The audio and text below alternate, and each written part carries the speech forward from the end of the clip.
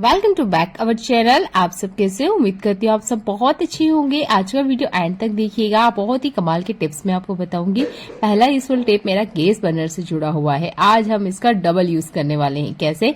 तो आज मैं ना इस प्लेट का यूज कर रही हूँ जो कि हमेशा गैस के साथ में आती है, गैस स्टोव के। आज मैं इसका यूज करते हुए हमारे मसालों को आज हम सुखाने वाले हैं बिना धूप दिखाए हुए। हमारे कुछ मसाले ऐसे होते हैं जिन्हें हमें डायरेक्ट धूप दिखाना नहीं होता है। उसमें से एक होती है ये छोटी इलायची। बड़े मसाले जो खड़े मसाले होते हैं उसको हम धूप दिखा सकते हैं, पर छोटी इलायची को अगर हम धूप दिखाते हैं तो ये अपनी जो खुशबू है वो खत्म कर देती है। तो देखिए, रखे हुए ये मसाले अक्सर नमी पकड़ लेते हैं, जिसकी वजह से हमें इसे सुखाना पड़ता है। तवे पे आप सुखा सकते हैं। अगर आप तवे का यूज नहीं करना चाहते हैं तो इस तरीके से बर्नर का भी यूज कर सकते हैं। तो पहले तो आप इस तरीके से इसके आसपास छोटी इलायची को सेट कर लीजिएगा। आप चाहे तो यहाँ खड़ा मसाला जो हमारा होता है उसका भी यूज कर सकते हैं, उसे भी साइड में इस तरीके से रख दीजिएगा। ध्यान रखिएगा इस ट्रिक को यूज करते हुए आपने हाई फ्लेम नहीं करनी है। हाई फ्लेम होने पर ये जो मसाला है जल भी सकता है। तो आपने बिल्कुल लो फ्लेम पे, जब भी आप खाना बना रहे हो, लो फ्लेम का यूज कीजिएगा। अभी मैं आपको हाई करके दिखा रही हूँ, बिल्कुल लो फ्लेम पे आपने इस तरीके से रखना है। हल्की हल्की सी आंच इन मसाले को लगती रहेगी, जिससे क्या होगा, इसका जो नमी है वो खत्म हो जाएगा। तो फिलहाल में मैंने यहाँ बहुत ज्यादा टाइम नहीं लिया है, लगभग 40 से 50 सेकंड ही बस इसे रखा। और अब अपने छोटी इलायची को मैंने पकड़ के देखा, इसके अंदर का जो मॉइस्चर है वो खत्म हो चुका है और जो उसकी खुशबू है वो बरकरार है। नॉर्मली यूज कैसे करना है चलिए ये देख लीजिए। तो मैंने यहाँ पर लगभग 100 ग्राम के आसपास इलायची ली है, कुछ इस तरीके से बर्नर के आसपास लगा दी है। बर्नर से बिल्कुल चिपका के मत लगाइएगा, नहीं तो ये जल जाएगी। थोड़ा सा हल्का सा दूर कीजिएगा, जैसे कि मैं आपको दिखाई रही हूँ। इस तरीके से आराम से आप अपनी छोटी इलायची को सेट कर लीजिएगा। छोटी इलायची को सुखाने का ये ट्रिक आपको कैसा लगा है कमेंट करके जरूर बताइएगा। इमरजेंसी में ट्रिक आपके बहुत ज्यादा काम आएगा। आप यहाँ पर खड़े मसाले का भी यूज कर सकते हैं। उम्मीद करती हूँ ये छोटा सा हैक आपको पसंद आया होगा। चलिए देख लेते हैं आज का अगला यूजफुल हैक। हमारी जो ऑनलाइन सामान आता है, जिसमें ये पिज्जा होता है या कुछ भी ऑनलाइन सामान, वो अक्सर ना सील किया हुआ आता है। इसे खोलने के लिए अक्सर हमारे पास कुछ चीजें अवेलेबल नहीं होती है, तब इमरजेंसी में ट्रिक आपके काम आएगा। तो अभी मुझे पिज्जा खोलना है, पर मेरे पास कुछ भी ऐसा नहीं है जिससे मैं इसे खोलूं सिवाय इस सेफ्टी पिन के। तो चलिए मैं इस सेफ्टी पिन से ही आपको इसे खोल के दिखा रही हूँ। तो ये देखिए, आराम से इसके ऊपर टेप पर आप इस तरीके से लगाएंगे ना तो टेप कट जाती है। उम्मीद करती हूँ ये छोटा सा ट्रिक है, पर आपके बहुत ज्यादा काम आएगा इमरजेंसी में, क्योंकि बहुत बार हमारे पास कुछ होता नहीं है कटर वगैरह, और हमें इस तरीके से कुछ भी सील पैक की हुई चीजों को खोलना होता है।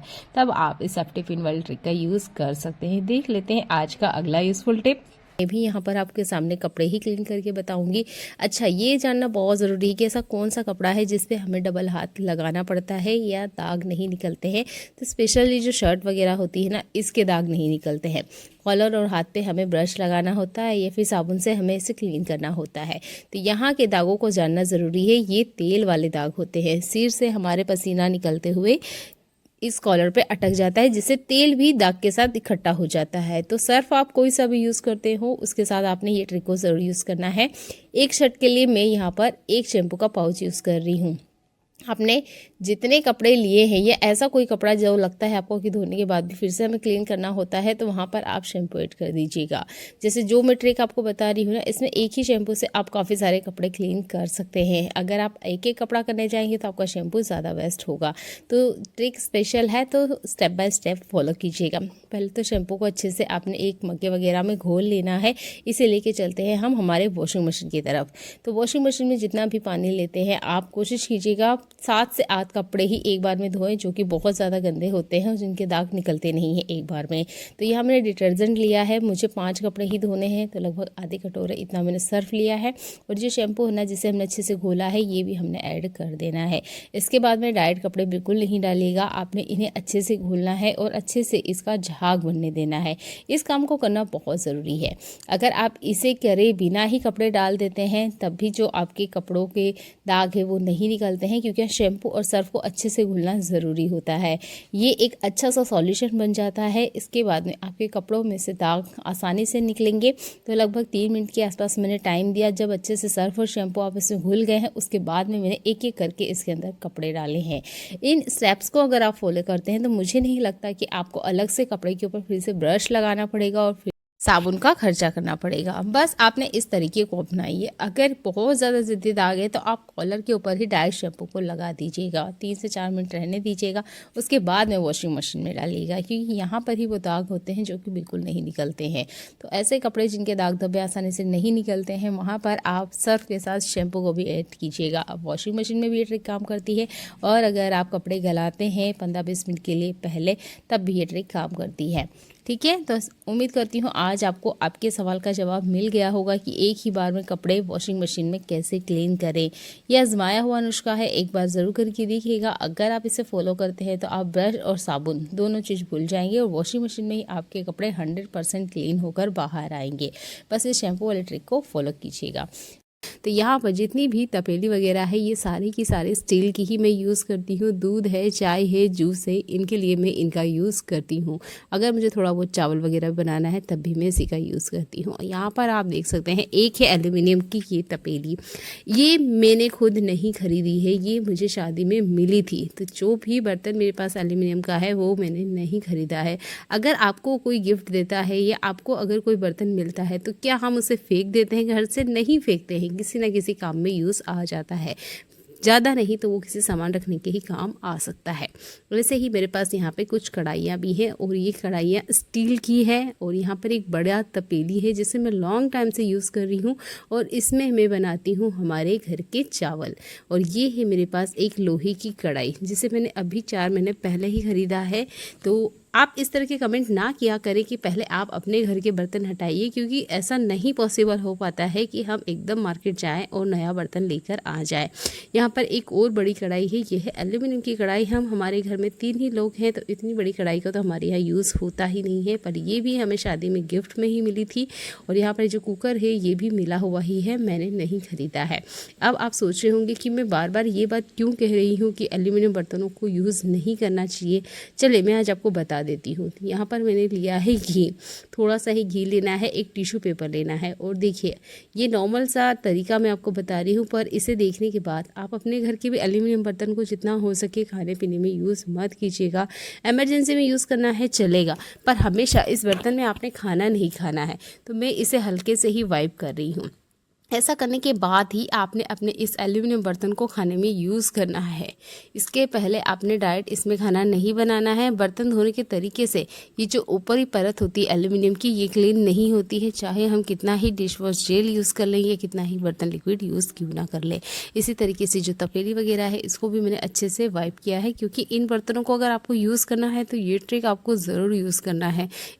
बर्तनों पर अच्छे से हाथ घुमाने के बाद आप इस टिश्यू पेपर की हालत देख सकते हैं। ये है एल्यूमिनियम, जो कि हमारे धीरे धीरे खाने में जाता रहता है। जैसे कि एल्यूमिनियम फॉइल पेपर का यूज़ करना हमारी सेहत को जितना नुकसान देता है ना, उतना ही ये एल्यूमिनियम के बर्तन भी नुकसान देते हैं। तो हमेशा बर्तनों को यूज़ करने से पहले इस ट्रिक का यूज़ करें, और इन बर्तनों में आपने कंटिन्यू खाना नहीं बनाना है। इसका नुकसान आज नहीं पता चलेगा, 15 से 20 साल बाद आपको पता चलेगा कि आपके दिमाग को कितना ज़्यादा ये नुकसान पहुँचाता है, क्योंकि एल्यूमिनियम खाने में यूज़ नहीं किया जाता है। तो अगला यूजफुल हैक मेरा साबुन से जुड़ा हुआ है। आप यहाँ पर कोई सा भी नहाने वाला साबुन ले सकते हैं। मैंने नंबर 1 लिया है। बस बच्चे के नहाने वाला साबुन मत लीजिएगा, क्योंकि वो बहुत ज़्यादा झाग बनाता है। इसे हमने कद्दूकस करना है। तो लगभग आधी कटोरी के आसपास मैंने यहाँ पर साबुन को कद्दूकस किया है। इस तरीके से कद्दूकस करने के बाद हमने इसमें कुछ चीज़ें ऐड करेंगे, तो इन क्वान्टिटी को आप ध्यान से देखिएगा। ये ही मीठा सोडा, या हम जिसे बेकिंग सोडा भी कहते हैं। यहाँ पर बेकिंग पाउडर नहीं लेना है, आपने बेकिंग सोडा लेना है। तो जितना भी आपने साबुन कद्दूकस किया है उसका 1/4 हिस्सा ही लेना है। आप चाहें तो यहाँ मेज़रमेंट कप का यूज़ कर सकते हैं। मैं अंदाजे से आपको बता रही हूँ, आपने 1/4 हिस्सा ही यहाँ पर मीठा सोडा लेना है। इन सबको हमें ऐड करना है। एक चीज़ हमें और ऐड यहाँ पर करनी है, वो है हमारा ये वाइट वाला टूथपेस्ट। जो भी है आप वो ले सकते हैं। मेरे पास ये वाइट वाला कोलगेट है, मैं इसका यूज़ कर रही हूँ। तो जितना हमने मीठा सोडा लिया है उसके आधे हिस्से हमने यहाँ पर लेना है कोलगेट या कोई सा भी वाइट पेस्ट। अगर पाउडर वाला है तो बहुत अच्छी बात है। अब इन सबको हमें मिक्स करना है। आप चाहें तो चम्मच वगैरह से कर सकते हैं, पर चम्मच वगैरह से अच्छे से मिक्स नहीं होगा, हाथों का यूज़ कीजिएगा। और अच्छे से हमने इसे मिक्स करते हुए छोटी छोटी यहाँ पर बॉल्स बना लेनी है। यहाँ पर 2 ही बॉल्स बनी है, आप चाहें तो और भी ज़्यादा बॉल्स बना सकते हैं। अब आप सोच रहे होंगे ये क्या सॉल्यूशन है, किस जगह ये हमारे काम आएगा। तो देखिए, हमने इसमें ऐड किया है साबुन, सोडा कोलगेट, ये तीनों ही चीज़ हर तरह की सरफेस की गंदगी को साफ करने के लिए काम करती है। तीनों चीज़ों को हमने ऐड किया है तो ये हमारा एक बहुत अच्छा क्लीनिंग एजेंट बन के रेडी हो चुका है। अब हमें चाहिए एल्यूमिनियम फॉइल पेपर। आप चाहें तो यहाँ प्लास्टिक का भी यूज़ कर सकते हैं। अगर आपके पास एल्यूमिनियम फॉइल पेपर है तो इसका यूज़ कीजिएगा। अब यहाँ पर हमें छोटे छोटे बॉल्स बना के रेडी कर लेना है। ये बॉल्स हमारे एक क्लीनर की तरह काम करेंगे। आपके घर में अगर वेस्टर्न टॉयलेट है तो आप उसके फ्लश टैंक में इसे डाल दीजिएगा। मेरे पास इंडियन टॉयलेट है तो मैं वहाँ पर आपको डाल के नहीं बता सकती, पर ये एक बहुत ही कमाल की टिप थी जो कि मुझे आपको बताना बहुत ज़रूरी लगा, क्योंकि इस तरह की समस्याओं का सामना अक्सर हम महिलाएं करती हैं। क्योंकि डेली हम टॉयलेट को क्लीन करें, इससे घिन भी आती है और हमें ये काम ना हमेशा नहाने से पहले ही करना होता है। तो देखिए, डेली अगर आप टॉयलेट क्लीन नहीं करना चाहते हैं या चाहते हैं कि हफ्ते में 2 या 3 बार ही हम क्लीन करें और जब भी हम यूज़ करें टॉयलेट का तो वो हमेशा फ्रेश बना रहे, बार बार हमें क्लीन करने की दिक्कत ना हो, तो आप ये बॉल्स बना लीजिएगा। जितनी बार टॉयलेट यूज़ होगा उतनी बार फ्लश भी होता है, तो जितनी बार फ्लश होगा उतनी बार ये सॉल्यूशन काम करेगा और आपका टॉयलेट हमेशा क्लीन रहेगा।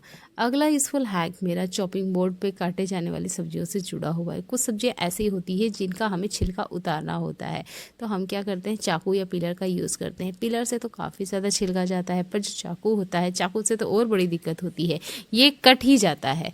तो देखिए, सब्जी का नुकसान ना हो या सब्जी इस तरीके से कटे नहीं, तो मैं एक ट्रिक आपको बता रही हूँ, इसका भी यूज़ कीजिएगा।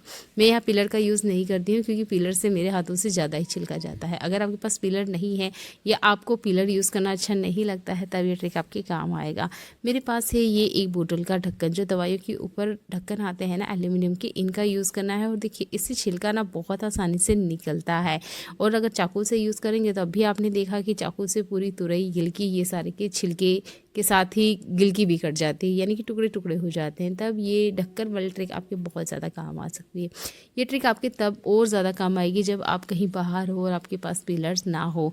तो उम्मीद करती हूँ ये भी छोटा सा हैक है, पर आपको पसंद आएगा। तो देखिए, आराम से छिलका उतर रहा है, ये काम ना बच्चे भी कर लेंगे, क्योंकि इन सब्जियों के छिलके निकालना बहुत ज़रूरी है, क्योंकि बहुत लोगों के हाथों से टच होकर आते हैं और इनके ऊपर हमेशा पेस्टिसाइड डले होते हैं। तो यहाँ बिना पिलर, बिना चाकू के भी आप एक बोतल की ढक्कन से आराम से इनके छिलके उतार सकते हैं।